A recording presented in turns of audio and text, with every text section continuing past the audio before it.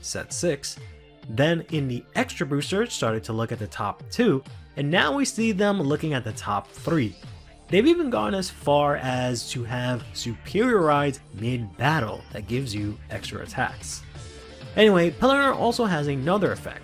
This one was tied to Limit Break. When this unit attacked, you can put 2 of your Gold Paladin rearguards to the bottom of your deck in any order, and then give 2 of your Gold Paladins 5k power. This was almost the same distribution of power as Soul Saver Dragon, just 5k short. Gold Paladin continue to stay on top with this wave of support, with both of their Spectral Duke and Ezo builds seeing a lot of play and tops throughout this upcoming championship series. And we'll see a list using some of these new cards when we go over those tops. Dark Regulars managed to get 22 cards this set, allowing them to catch up to the other clans finally. They received 4 triggers again, this time one of each type, so they finally got to use a draw trigger. They also received 2 new grade 0 starters, one of them with an effect we'll see every clan get over time. Devil in Shadow could counterblast 1, put itself into Soul to look at the top 5 cards of your deck, to search up to 1 grade 3 Dark Irregulars card from among them.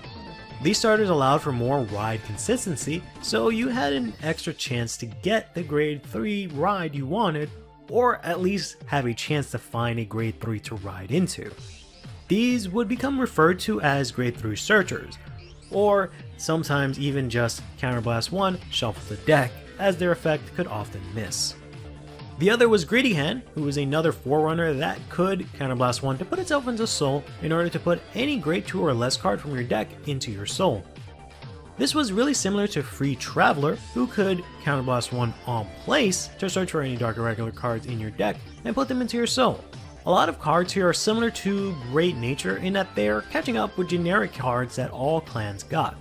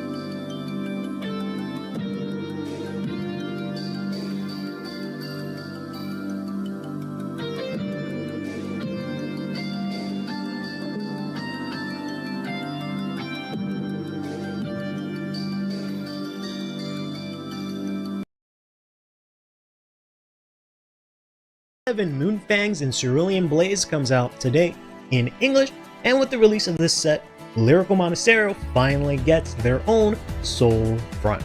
So today, let's find out whether or not your Lyrical deck needs to play this card.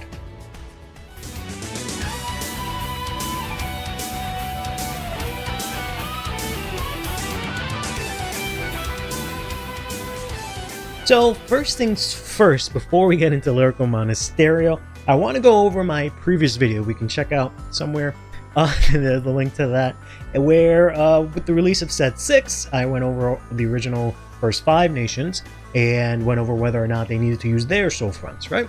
So I wanted to sort of recap on that and maybe make some updates, and then we can go into Lyrical Monasterio. So starting here with Dragon Empire, these were the decks that I had listed that you could consider to play these soul fronts. Today I'm also going to be adding an additional tier for each nation, which is which basically means I guess you can make an argument for, but you can more than definitely do without it, right? Whereas like the actual nation tier is one where it would be a good inclusion. As usual, these are just suggestions and opinions, not facts, even though my opinions are, always correct, so they can be treated as fact. But these are mine and mine opinions alone. So this is what I had said last time, and I think for the most part, this generally stays the same aside from maybe Alcalibra.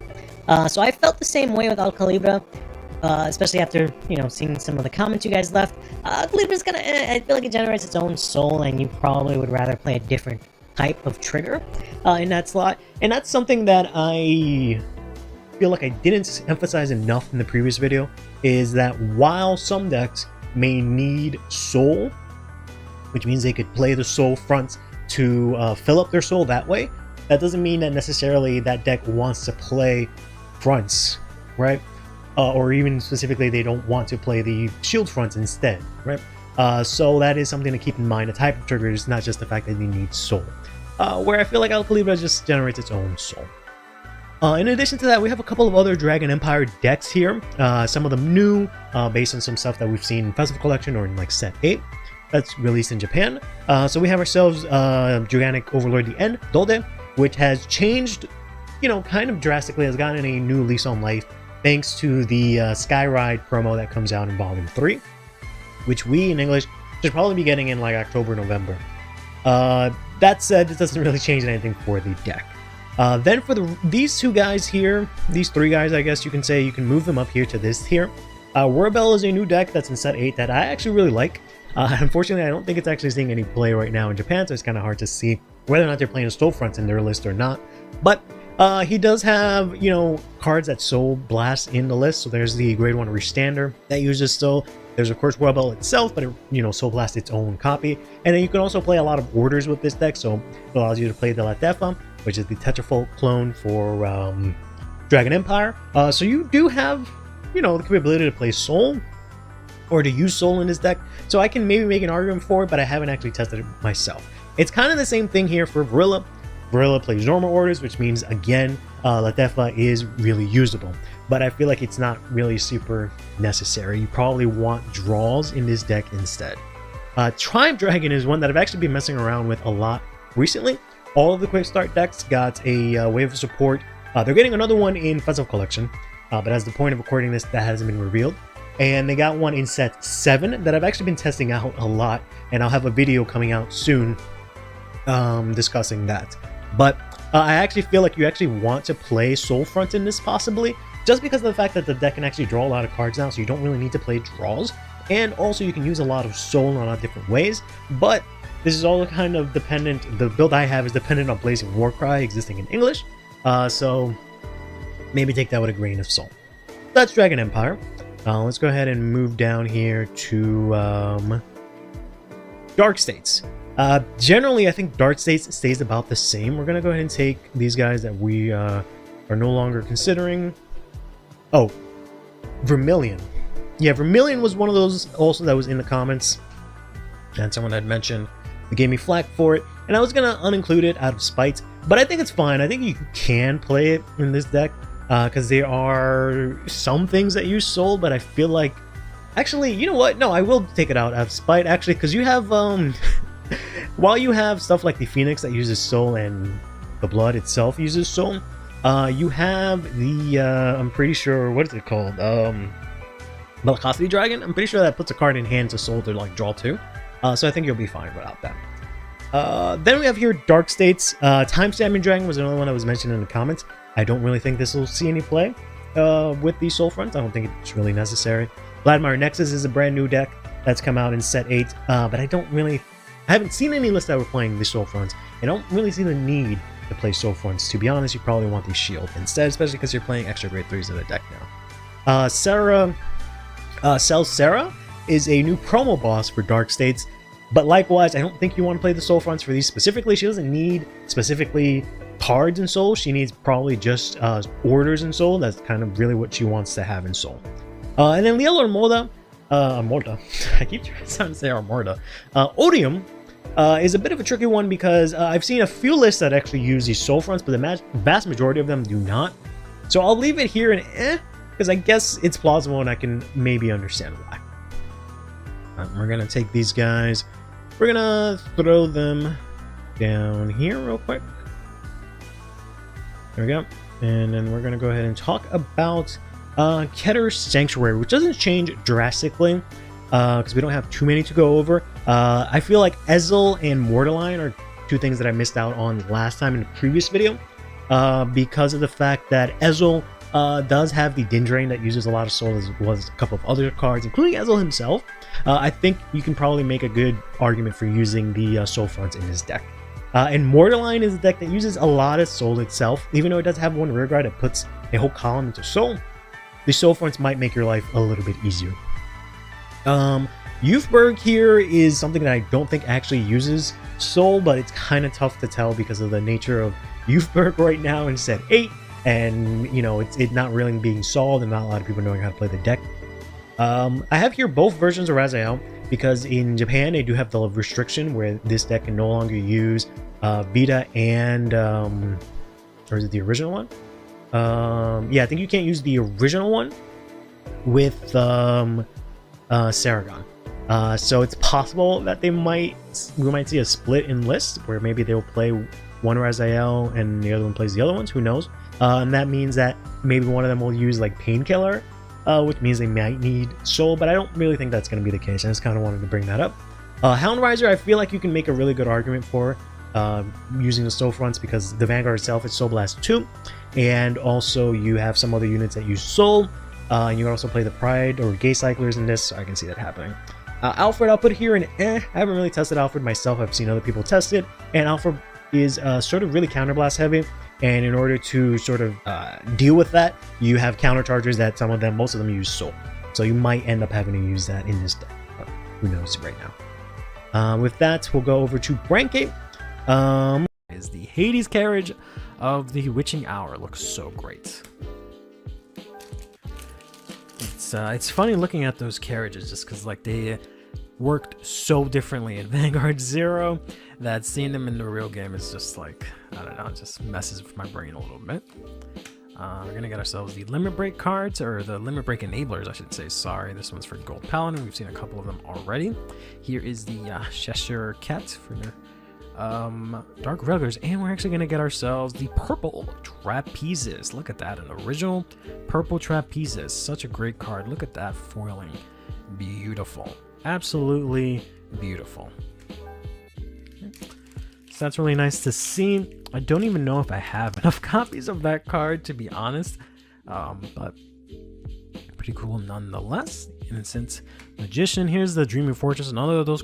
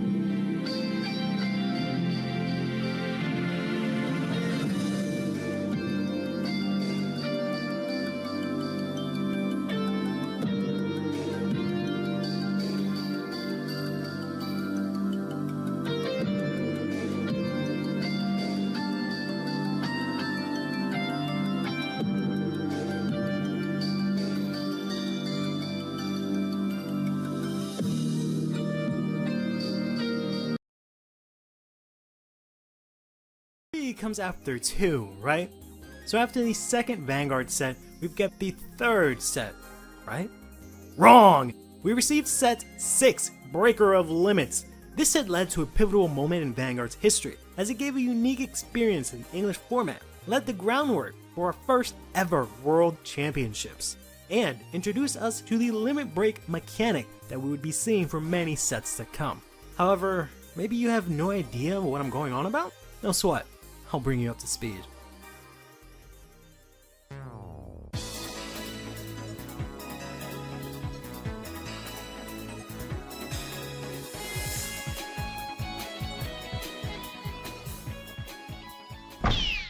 There doesn't seem to be an official reason for releasing set 6 in English after set 2. It's often speculated that Bushiroad would want to close the gap between releases for Japan and the rest of the world. The general community belief, however, is that Bushiroad wanted to switch up and balance the metagame for the English format, as sets 3 and 5 introduced decks that dominated this metagame for a long time. These will become to be known as the Big 3. We'll be discussing that Big 3 in future videos. The products we'll be talking about today introduce new clans and mechanics, but Bushiroad seemed to make a very targeted effort to make players play one clan in particular introduced in this set, Gold Paladin. They were the box cover art for set 6. They were featured as one of the 2 trial decks used by the main character in the anime for a long period of time. Received a huge wave of support in this booster set and in the first ever extra booster in the English format, Cavalry of Black Steel. Extra boosters are basically what they are named, additional booster sets. They're typically released between main sets with a smaller set list and focus, as well as supporting fewer clans. This extra booster also had its release window pushed ahead in order to release alongside this set, in order to further support Gold Paladins. In general, this was a very successful period for Vanguard as a whole. When researching for this video, it was really interesting to hear how excited people were for Vanguard at this time. There was just an overall feeling that Vanguard could potentially surpass and overcome the Big 3 card games of the time. Some players even mentioned that their locals grew to the point that they had to rent out extra spaces to accommodate more players. We'll actually be covering all of these products in today's video, starting with these trial decks. Trial Deck 5 Slash of Silver Wolf for Gold Paladin and Trial Deck 6 Resonance of Thunder Dragon for Narukami were released on May 12, 2012. But what did end up happening to Trial Deck 3 and 4? Bushiroad skipped 3 and 4 featuring Nova Grappler and Oracle Think Tank for now. We did eventually receive those trial decks later on, but more on that in a future video. Trial Deck 5 Slash of Silver Wolf introduced Gold Paladin as a new clan. For those who are unfamiliar, Gold Paladin is very closely related to Royal Paladin. It similarly has the ability to swarm the field with units. However, Gold Paladin did this by searching the top few cards of the deck, instead of the entire deck like Royal Paladin typically did. The other new clan they introduced was Narukami in the Trial Deck 6 Resonance of Thunder Dragon. Narukami was closely related to the Kagero clan, but had a bit of an identity crisis at the start. It didn't have a defining mechanic or game plan when it was first introduced, but in later history videos, you'll see how this clan evolved into a much more cohesive clan over time. You might have noticed that both trial decks feature Aichi and Kai again. That's because they were the clans used by them in the anime for this new anime season. I won't give any details to prevent spoilers, but Gold Paladin and Narukami will be the main focus for a while. The trial decks also introduce a new mechanic, Limit Break. Limit Break looked like this on cards. To activate Limit Break, you needed to have the same or more cards in your damage zone as the number written on the symbol, which was usually 4 or 5. Limit Break unlocked powerful abilities. However, because of the cost of having 4 to 5 cards in your damage zone, you could only activate these abilities later in the game. This also meant if you healed and ended up with less damage, or your opponent kept you at only 3 damage, you would not be able to access this ability. We'll be talking about Limit Break a lot in this video and for many videos to come, as this will be the main mechanic cards and decks will revolve around for a while. So let's quickly talk about the 2 main cards in the trial decks and their limit breaks. Great Silver Wolf Garmor was the main card for Gold Paladin and Thunder Break Dragon was the main card for Narukami. They both had the same limit break ability that was to simply give the unit 5000 power when it attacked a Vanguard. Even though it was simple, 5000 power during this point in Vanguard was a great power boost and could make a huge difference. There isn't much else to say about these trial decks, as most of the cards in these decks weren't useful, although some cards did see some play, which we'll talk about soon. This has nothing to do with limit break, but fun fact about Garmor, it was the very first errata card in Vanguard history. Very early copies of this card in the trial deck actually refer to the concept of a deck as a library. This wording was never used again and was corrected in future printings. So, how were these decks received by the community? Some players felt that there wasn't anything really special about these two trial decks. They thought the trial decks were pretty light. For example, they didn't come with any PGs. If you remember from my previous videos, PGs were pretty expensive during this time, going from $15 to $20 each, maybe even more. They also only had one copy of the main boss unit and a vanilla starting Vanguard. Overall, the Gold Paladin trial deck was the more popular trial deck, but there were still players that loved the Thunderbreak Dragon. Moving on to the next booster set in the timeline, Breaker of Limits Set 6 was released in English worldwide on May 19th, 2012. This is one of the rare times in Vanguard's history where the booster set had an almost simultaneous worldwide release. While we got the set in May, Japan got it a few weeks earlier on April 28th, 2012. Up until that point, we were about 8 to 9 months behind Japan's release schedule.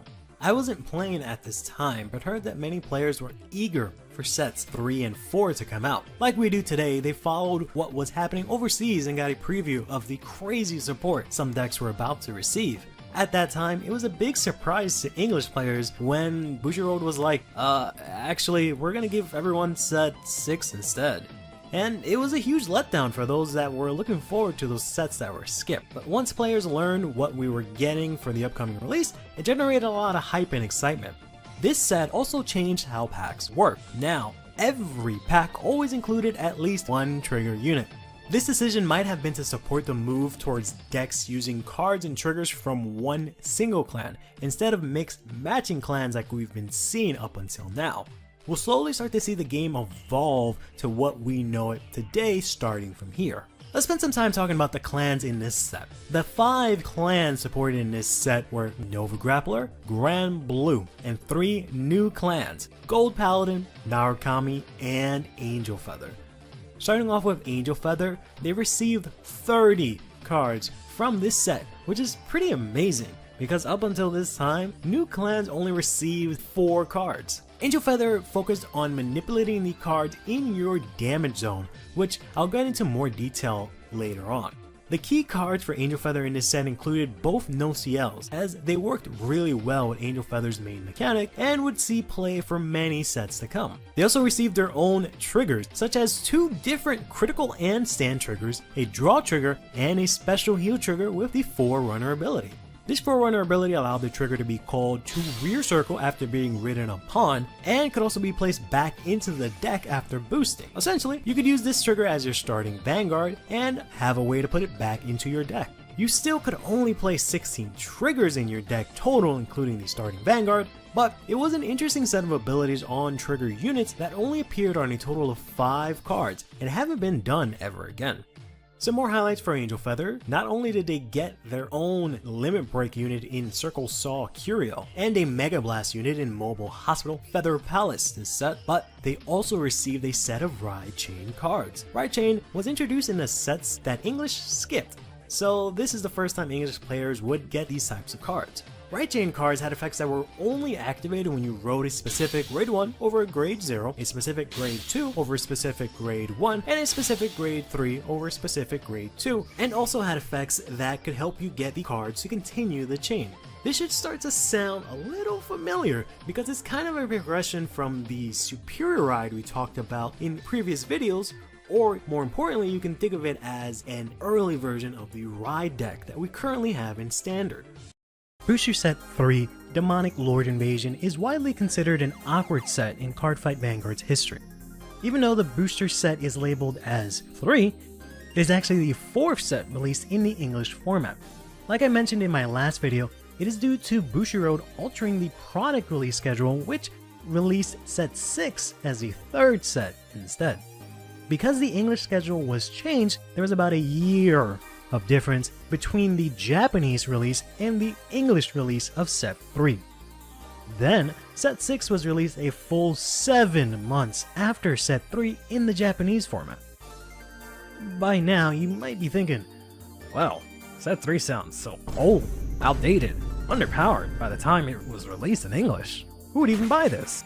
however, what made this set important was that it gave us one of the big 3, which were the 3 powerful decks that dominated the Japanese format during this gap of time. Curious to see if this set lives up to all the hype and want to know more? Stick around and I'll fill you in.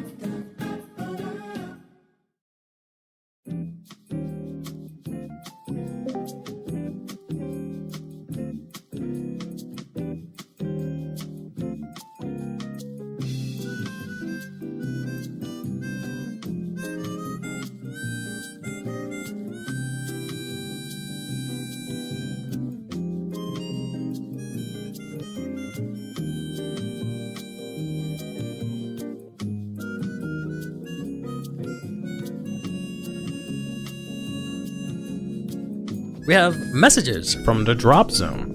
So before every stream, the day of, I post in the Discord if anyone has anything that they want to talk about. And we got a very interesting topic for today. So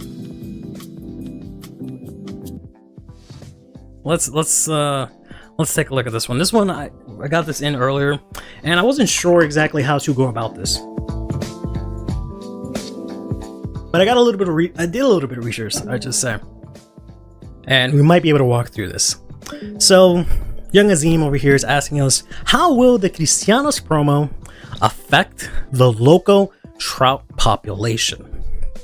How will Cristianos promo affect the local trout population? Let's analyze this, right? So, I am not very well versed when it comes to fish, so I don't know what a trout is per se. I know it is a type of fish, right? So the question is here, will the population here of this fish be affected by the promo that's coming out?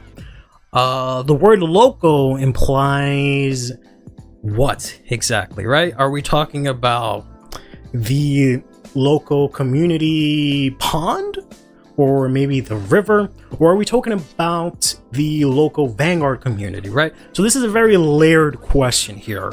That's kind of difficult for me to ascertain here.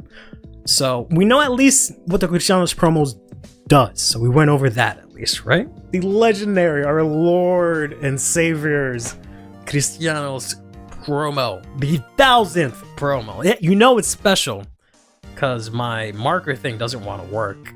You know it's special when he's the 1000th one. 2004, baby. I'm old. So yeah. So he does the same effect as like we've all expected from all the other promos of this type, where if you ride Cristianos, this isn't drop, you don't have a card with the same name, you Soul Blast one and call it out. Energy charge one. Sounds good. Then it says at the end of the battle that you boosted a unit with Severin in his card name, choose any number of your cards from your drop other than heal or over triggers, with different grades from each other. And if you did 3 or more, you put this into your soul and shuffle your deck. So just so I'm clear on the way this is worded, this specifically says you have to choose 3 in order to put them back into your deck. Like if I choose 2 cards, I just choose 2 cards and fucking nothing happens, right? Like I have to choose 3. I thought it was I could choose like 2 and it goes back, but now that I'm seeing how this is worded, it says if you chose 3 or more, then you put them back into the deck and shuffle, which kind of sucks. Recreational fishermen will distinguish salmon from trout by where the fish live.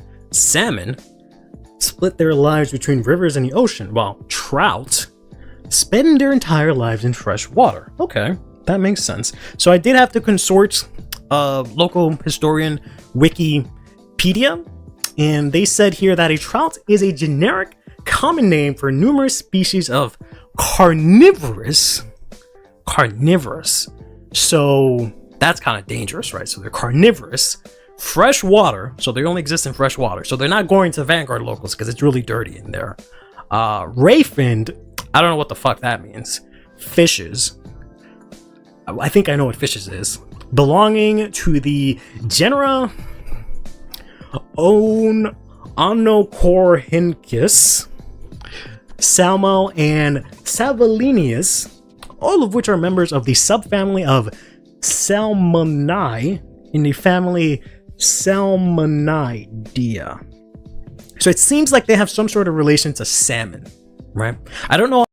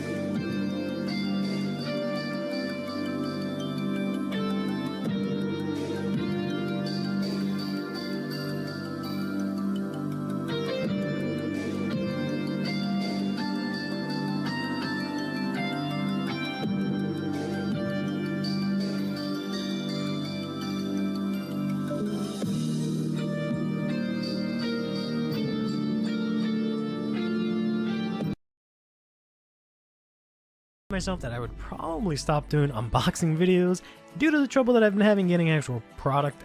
But here we are with Dimensional Transcendence, the third set for the Vines. I figured I could go through this because it does have Lukier here, right here. And I really like Lukier. And I just did the original set 3, so I figured maybe, you know, since I had luck in set 8 where I managed to pull the secret Lukier twice, maybe I'll do that again and this time actually get it on camera.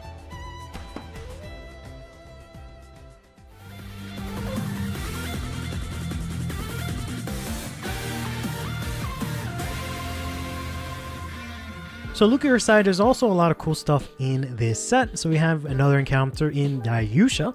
We have another Craycross Epic unit, sort of, here in the Molderin. We have a Youthquake deck in Kolto Blaze. And we have arguably the best deck in the format right now, Shoujo Doji. Then we have ourselves a new Arkwright, that's also really good. And Stoiraha and Sacrifice Class, which aren't seen as well competitively, but are also very cool and interesting decks. This is from the Craycross Epic story, and this is from the Youthquake manga. So let's go ahead and open this up. We do not get box toppers this time around. So we had a good streak since I want to say like set 9 or 10, where we're constantly getting box toppers, and I broke the box. There we go. It's been a while since I broke a box, but there we go. So we don't have any box toppers this time around. You do get promo box toppers, packs, I should say specifically, promo packs if you buy this at a store, and they'll give you hollow versions of the PR packs that we got for set 13. So the joke is that we bullied and memed and I guess cyberbullied Bushiro to not give us PR packs and instead only make those the buy-in promos, which is kind of whatever because it's the same packs we had before. But we got ourselves here a bunch of packs here. The pack design is pretty cool. Of course, we've yet to get anything as cool as set 5, which had the multiple designs on the packs, which kind of sucks because these all have like really cool decks. So it would have been cool to have different packs for them. But we'll jump into this and see what we've got ourselves here. So we got ourselves here the Stoiraha cards, which are really interesting because they're orders. You can use 2 of them in one turn. Got the Undercover Starter. We got these really dumb cyclers for every single nation. Lyrical is not included in this set, by the way. It's just the original, I guess the original 5 or the first 5 here. But we've got these starters, or sorry, these cyclers that are all 8K grade 2s that all say if your Vanguard is less than your opponent's Vanguard, or you have 4 more cards in damage, then they finally get 5K attack and shield. Very frustrating because they're not very good and not very playable. Could have been something better. We got the new best starter in Starkea here in Banana. And then we're going to get ourselves a rare in the Misty Arc Porcuhale here, which is a really good card for Misty Arc because it counts as 2 units when you count Misty Arc units, and it can also get 10k battle, 10k power. We're going to immediately get a triple rare here in the first pack here in the Cloud Water Fleet Stealth Rogue Shoujo Doji, one of the best cards and one of the chase cards for this set.